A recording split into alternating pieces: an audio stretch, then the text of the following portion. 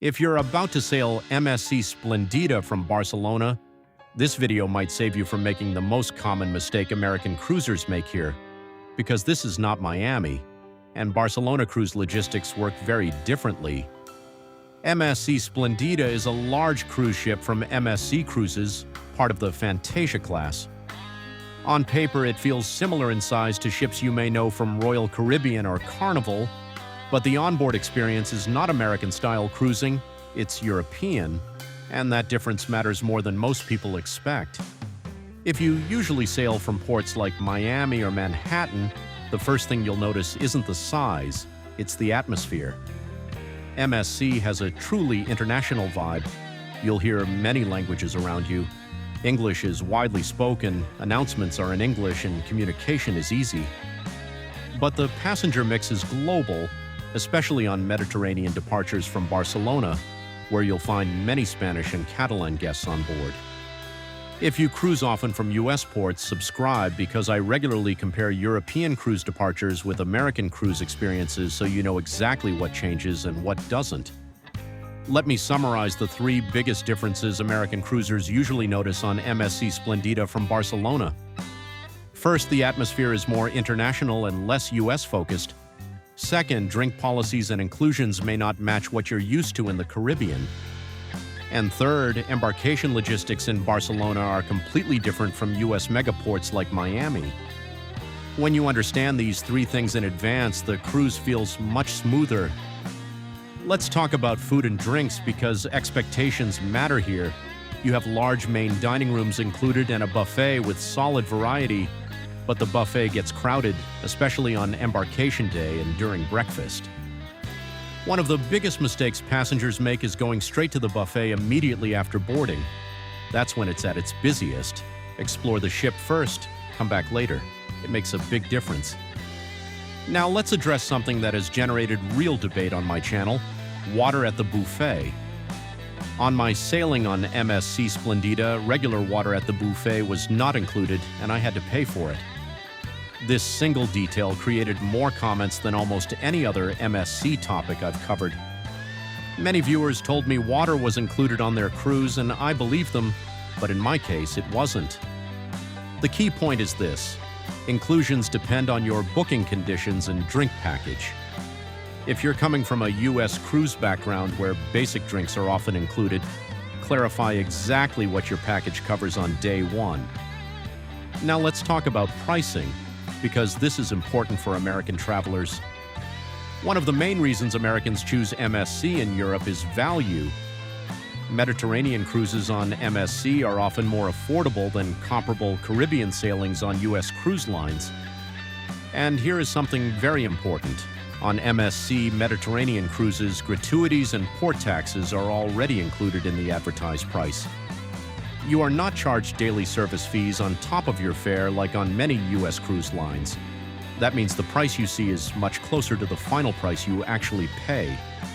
Of course, drinks, specialty dining, or optional services are extra, but there are no surprise daily gratuity charges added at the end. For many American cruisers, this makes budgeting much clearer and sometimes more attractive overall. Entertainment follows a traditional cruise format. The theater hosts nightly shows, usually repeated twice depending on dining times. There's live music across lounges, and the casino becomes lively at night.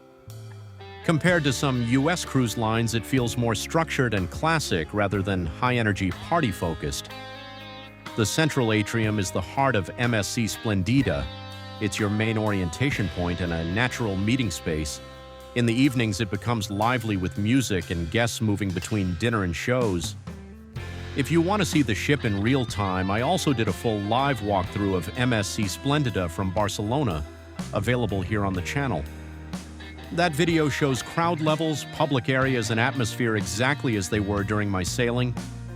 Pool areas are located on the upper decks with outdoor pools, a covered pool, and plenty of loungers.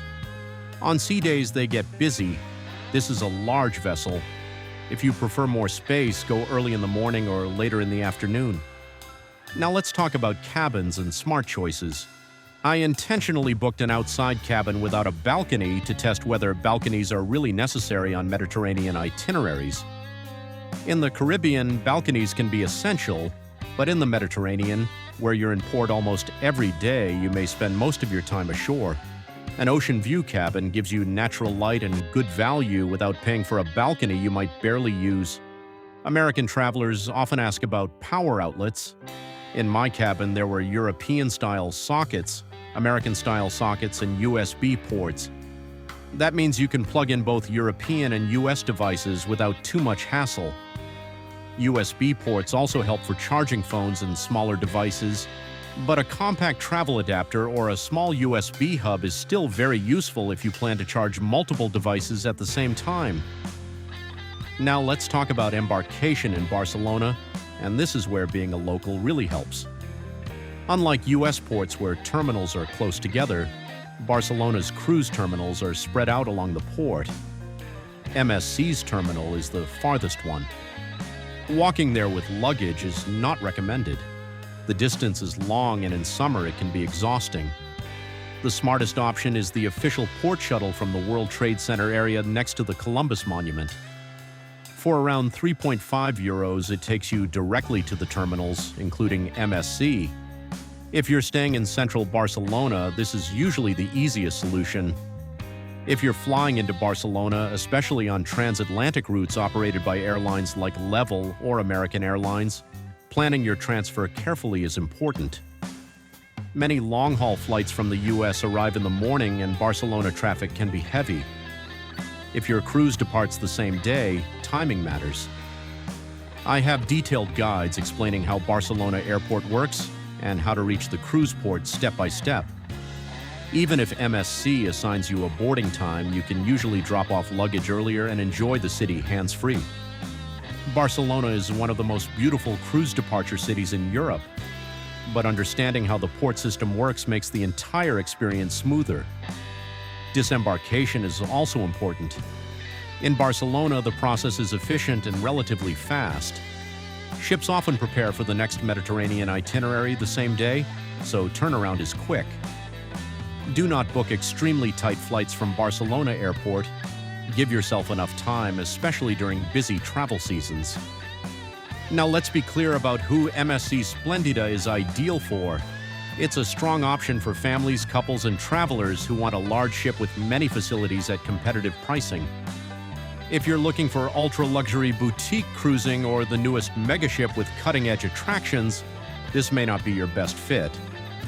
But if you're open to a European-style cruise experience from Barcelona with solid value, it works very well. Some American cruisers arrive expecting a Caribbean-style cruise in Europe, but this is not a floating Florida hotel, it's a European cruise experience, and once you embrace that difference, it becomes part of the charm.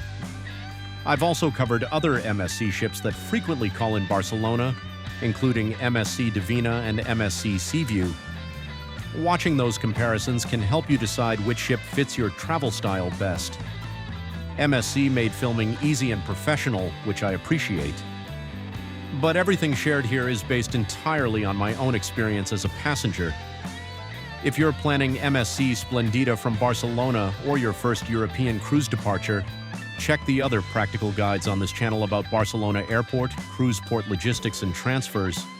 The more you understand before sailing, the fewer surprises you'll have, and that's exactly the goal.